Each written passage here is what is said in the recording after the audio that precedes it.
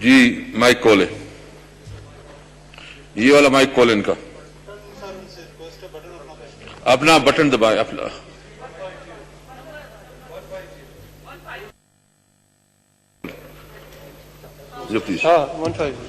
बिस्मिल्लाहिर्रहमानिर्रहीम। बहुत शुक्रिया जनाब स्पीकर साहब कि आपने बोलने का मौका दिया। ये पीटीआई का 4th बजट है। इक़्तिदार में आने के बाद इन्होंने अवाम से 2 वादे किए थे जो बहुत अहम वादे थे। एक तो टैक्स कलेक्शन 4000 बिलियन से 8000 बिलियन ले जाएंगे और $200 बिलियन जो हैं वो ओवरसीज अकाउंट से पाकिस्तान वापस लाकर $100 बिलियन IMF को वापस करके और 1000 बिलियन पाकिस्तान पे लगाएंगे। अवाम ने इन 2 वादों की वजह से एक अजीम धांधली को बर्दाश्त किया जो कि अवाम की हक हुक्मरानी की तारीख में सबसे बड़ा डाका था। लेकिन PTIMF ने ना टैक्स कलेक्शन को डेवलप किया और ना ही ओवरसीज से कोई पैसे वापस आए जो बकौल इनके $200 बिलियन थे। उसके बावजूद ये चीज ना हो सकी। उसके अलावा IMF से भी भीख मांगी गई और मजीद कर्जे में इस मुल्क को डाला गया और एक बदतरीन डेब्ट ट्रैप में धकेल दिया गया। मिस्टर स्पीकर, चले इनकी सादगी को बेनिफिट ऑफ डाउट देते हैं कि इनको सियासत, मईशत, आइन और कानून का कोई पता नहीं। इस वजह से इन्होंने टैक्स रेवेन्यू को दोगुना करने और $200 अरब वापस लाने की बात की थी। लेकिन मैं आपसे यह पूछता हूं कि आपने अपने इदारों में क्या गवर्नेंस की है? आपने अपने इदारों को क्या बनाया है? इनसे तो ना रेलवे चलती है, ना PIA चलती है, ना स्टील मिल चलती है और ना ही कोई और इदारा। और दफा खारजा पॉलिसी, कॉमर्स, फाइनेंस, वजारतें चलाना तो जैसे इनके बस की बात ही नहीं। इन्होंने अपने महकमे चलाने के बजाय अब एक पैरेलल प्रोविंशियल गवर्नमेंट चलाना शुरू कर दी है। ये चाहते हैं कि सेहत जैसे, तालीम, एग्रीकल्चर, फूड, बिजली, हाउसिंग जैसे जो भी और डिपार्टमेंट्स हैं, जो भी और ये चलाएं। और ये 18th अमेंडमेंट की खिलाफ वर्जी है और ये 18th अमेंडमेंट के तहत प्रोविंसेस के मैटर्स, प्रोविंशियल मैटर्स हैं। जनाब स्पीकर, अभी तो इन्होंने सिंध में इंटरवीन करते हुए एक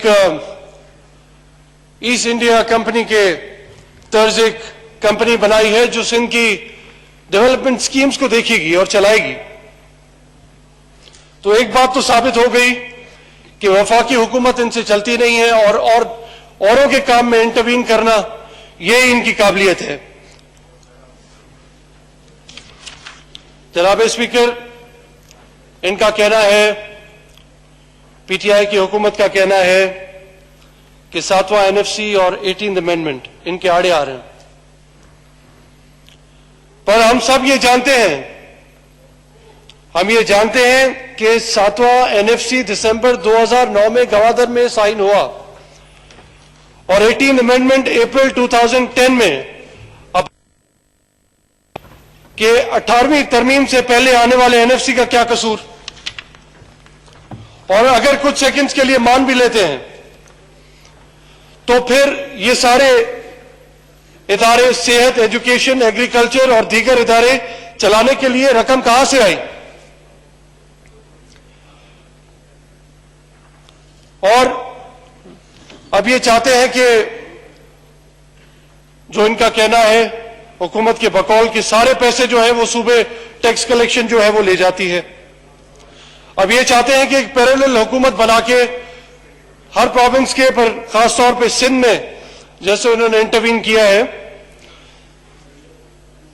हर काम में, तो ये चाहते हैं कि ये अब हॉस्पिटल्स पे भी, हमारी हेल्थ फैसिलिटीज पे भी डाका डालें, ये आके हॉस्पिटल्स में भी पर्चियां काटें, ये आके बिजली का भी मीटर चेक करें, सेहत कार्ड भी जारी करें। तो इससे साबित हो गया कि ना इन्हें अपना काम आता है, ना ही औरों को काम करने देते हैं। जनाब स्पीकर, इस चीज के अलावा मैं कुछ चीजें आपको अपने डिस्ट्रिक्ट जहां से मैं इलेक्ट हुआ हूं, घोटकी डिस्ट्रिक्ट जो है, वो एक पाकिस्तान में सबसे ज्यादा ऑयल एंड गैस प्रोड्यूस करने वाला डिस्ट्रिक्ट है।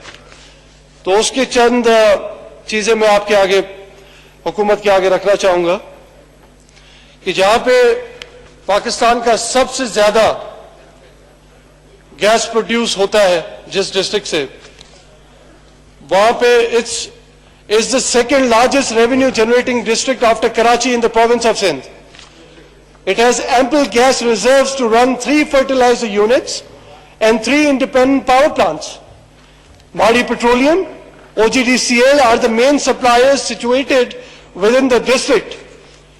Many other gas discoveries are being managed by other companies. Gas exploration is almost a continuous process in the district. Additionally, it exports large gas volumes to other provinces. और इसके अलावा there are 5 sugar mills in the district.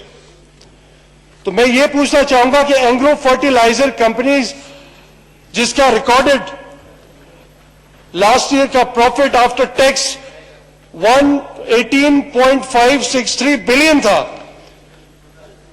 और Fauji fertiliser has announced it financial result of 2019 declaring net profit of 17.11 billion. लेकिन अफसोस की बात यह है कि लोगों के राइट्स उनको नहीं मिल रहे, कोई सीएसआर पे काम नहीं हो रहा। आप आके देखें कि मैं जो आपको बयान कर रहा हूं कि ऐसे इंडस्ट्रियल एरिया में, ऐसे नेचुरली रिच डिस्ट्रिक्ट में आप आके खुद देखें, हुकूमत के मेंबरान आके खुद देखें कि वहां पे आज क्या है। तो एक चीज मैं आपके आगे ज़रा गौर लाऊंगा जनाब स्पीकर, कि ऑयल एंड गैस की रॉयल्टी जो कि डिस्ट्रिक्ट करक और सौबी में, खैबर पख्तूनख्वा में दी चुकी है उन्हें, लेकिन घोटकी डिस्ट्रिक्ट को नहीं मिली। बिलियन रुपीस के अमाउंट। ये आप थोड़ा चेक करें अपने सूबी के, उसमें चेक चले सर, मैं थोड़ा आपको बयान करना जरूरी है, लेकिन चले मैं इसको मुख्तसर करता हूं। तो सर मैं ये कहना चाह रहा हूं कि इतनी इंडस्ट्रीज होने के बावजूद अगर हमारे लोग वहां, उनकी किस्मत जो है वो नहीं संवरती, तो फिर कब संवरेगी? तो ये तो एक कानून की भी, जो कि आर्टिकल 172(3) की खिलाफ वर्जी है। थैंक यू सर, 2 मिनट में लूंगा, आज मौका आपने दिया है, आप वैसे मेहरबान हैं, आपके साथ क्रिकेट भी खेलते रहे तो आप टाइम ज्यादा देंगे इंशाल्लाह। तो आइन, ये तो आइन की खिलाफ वर्जी है, और मेरे डिस्ट्रिक्ट में काफी और ऐसे हम चीजें फेस कर रहे हैं जो मैं आपको बता सकता हूं, लेकिन जरा गौर ला सकता हूं। मैं खाली वो थोड़ी सी पढ़ूंगा जैसे आपको पता लगे। चाइनीज कंपनीज की वजह से एक तो रोड कंस्ट्रक्शन बहुत ही डैमेज हुई है जो उन्होंने वहां काम किया है। नेशनल हाईवे की कंडीशन आप आके देख लें, तो आप पंजाब से सिंध एंटर करेंगे तो आपको पता लगेगा कि आप किसी और मुल्क में आ चुके हैं। तो जनाब स्पीकर, मेरा सूबा सिंध जो है पाकिस्तान का खालिक है, पाकिस्तान की करारदाद पास की थी और उस करारदाद में इंसाफ था जो मेरे सूबे को नहीं मिल रहा। और यह बजट दरअसल बिजनेसमैन कम्युनिटी के लिए है जो 50 अरब की रकम मुख्तस की गई है। इनके आने से तो बिजली, आटा, चीनी, फ्रूट, वेजिटेबल सब महंगे हो गए हैं। जहां पेट्रोल दुनिया में सस्ते से सस्ता हुआ जा रहा है, यहां पे हमारी आवाम के तक पेट्रोल पहुंचना बहुत दूर की बात है। ये गरीब आवाम को पस्त करने वाला बजट है और मैं इसको अपोज करता हूं। और जनाब speaker, last but not the least, pandemic के बारे में बात की जाए तो कोविड-19, इनकी नाअहली की वजह से कोविड-19 लोगों को निगलता जा रहा है और लोकस्ट फसलों को निगलती जा रही है और यह हुकूमत गरीबों को निगलती जा रही है। तो अब एक फैसला करना पड़ेगा। मुमकिन है कि यह फैसला पार्लियामेंट में हो, पार्लियामेंट के अंदर हो, या फिर ये खुद आवाम ये फैसला करेगी कि इनके जाने का वक्त आ चुका है। बस मैं एक शेर कह के अपना तकरीर का इख्तिताम करूंगा कि मुझे चाहने वालों की तादाद बढ़ती जा रही है, मुझे चाहने वालों की तादाद बढ़ती जा रही है। नफरत करने वालों, अपनी दुआओं में असर लाओ। बहुत शुक्रिया। रियाज पटियाला साहब, रियाज पटियाला साहब।